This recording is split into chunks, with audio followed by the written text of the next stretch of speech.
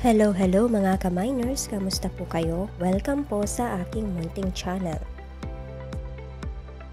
Kung kayo po ay naghahanap ng ekstrang pagkakakitaan, please consider subscribing, like yun na rin po, at i-share ang video na ito sa mga gusto ng extra earning. Mga ka-miners, posible nga po bang kumita kahit tayo ay naglalakad? At ito nga pong nakikita ninyo na aking natanggap sa PayPal ay katas lamang ng aking paglalakad. Opo mga ka-miners, ako nga po ay kumita ng $5 at ito ay nasa 281.3 Philippine peso kung ating i-convert. Ito po ay libre lang mga ka-miners, legit na legit nga po ang application na ito. At ang application nga po na ito ay walang iba kundi ang Walktask Walking Step Counter. Hindi ko na nga po patatagalin mga ka-miners. Ano-ano nga po ba ang iba't ibang ways of earning sa application na ito. At meron na nga po akong 3,292 points dito at ito po ay nagkakahalaga ng $5.49 centavos kapag kinonvert na kung saan pwede ko na nga po itong i-cash out. Saan ko nga po ba nakuha ang mga points na iyan? Dito po sa home, click lang po natin itong 3 lines sa upper left. At sa coin history, makikita po natin kung saan nakuha ang mga points na na-earn natin.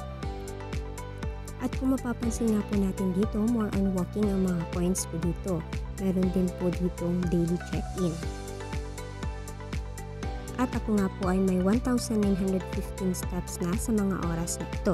At kayo nga po ay makaka-earn ng coins mula sa mga steps na ito na makikita naman natin dito sa gift box sa baba ng steps count natin. Makikita din po natin itong lucky box. Ito po ay available daily at pwede nga po tayong makakuha ng up to 100 coins in each box. Para makakuha ng coins, i-click lang po natin itong box. Manunood lang po kayo dito ng ads for at least 20 to 45 seconds.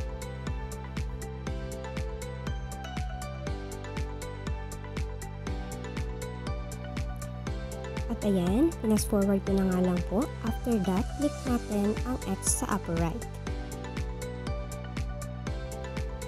Ayan, naka-earn nga po ako dito ng 1 coin. Pwede po natin itong madoble pa. Balikan po natin itong gift box sa taas. Wag niyo po kakalimutang i-claim ang na-earn ninyong points from your steps dahil hindi po ito automatic na mag-a-add sa ating coins. Everyday po ito ay nagre-reset. Unclaimed coins will be cleared the next day. So make sure lang po na na-claim niyo po ito before 12 midnight of the day. Ayan, so kung napapansin nyo po, nadadagdagan na ang aking coins at ito nga po ay galing sa paglalakad ko lamang. Another ways to earn po dito ay itong invite friends. Ang maganda naman po dito sa Walktask, ang pag-i-invite ay optional lamang. Pero kung kayo po ay masipag mag-invite, share nyo lang po sa na-invite ninyo ang referral code na makikita sa inyong app account settings. Para po magkaroon ng free coins upon registration, make sure po na mailagay ninyo ang code na 3PEQDH.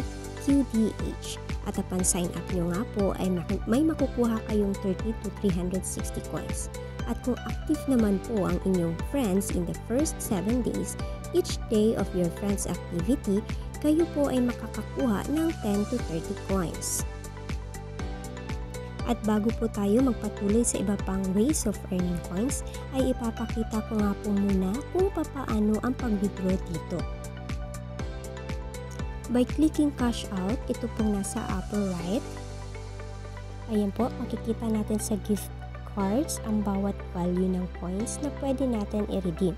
Nangunguna na nga po dito itong PayPal. At ang minimum coins nga po dito ay 3,000 coins at ito po ay equivalent to $5.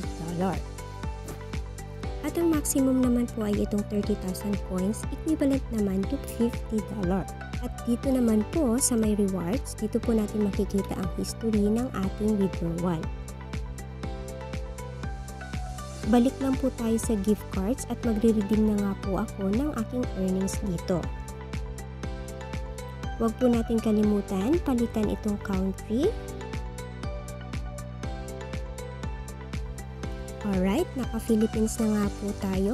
Select lang po natin itong 3,000 coins at dahil ako nga po ay excited na mag-withdraw, okay na muna tayo dito sa 3,000 coins. Okay, and then click redeem.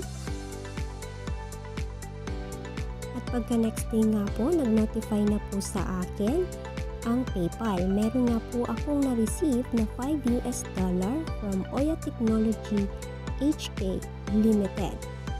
Ayan. Ayan po, from WalkTask, redeem within 24 hours. At ipapakita ko nga po sa inyo ang aking second redemption sa WalkTask. Pero bago po yan, ako muna ay mag-check in. Na-mention ko nga po na ang minimum redemption dito ay 3,000 coins. Kung kaya pwede na po ulit akong mag-redeem. To redeem, click cash out po sa upper right. Then click po natin itong may 3,000 coins. And then click redeem. Dahil nga po second redemption ko na ito, naka-auto na po ang aking PayPal account. Kaya click na lang natin itong next. Confirm and submit.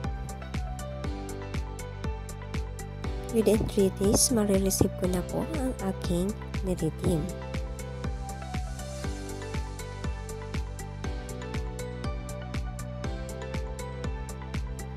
March 20, 2025 nga po ako nag-redeem at ito po ay naka-review pa. Ipinakita ko nga po kanina din yung proof of first redemption ko. Ito na po itong nasa taas at redeem na nga po ang status nito. Na-receive ko na nga po mga ka-miners ang second redemption ko. Bago ko po ipakita sa inyo, claim ko po muna itong mga coins na na-earn ko sa aking paglalakad. At ako nga po ay may 3,459 steps ngayong araw.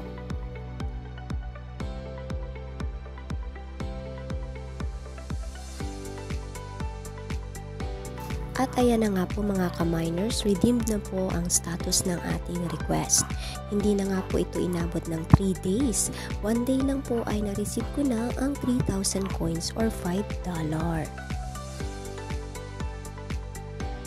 Ito po ang proof na na-receive ko na nga po sa aking PayPal account ang $5 from WalkTask.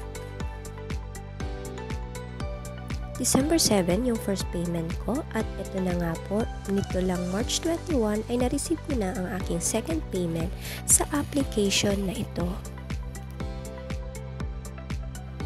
At ito nga po ay nagkakahalaga na 554 pesos ang aking na-receive sa PayPal. Ayan nga po mga ka-miners, legit nga po ang application na ito.